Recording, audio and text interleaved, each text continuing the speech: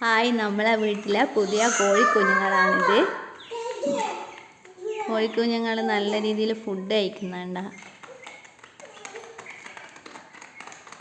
5 പേരും മത്സരിച്ച് ഭക്ഷണം കഴിക്കുന്നതാണ്.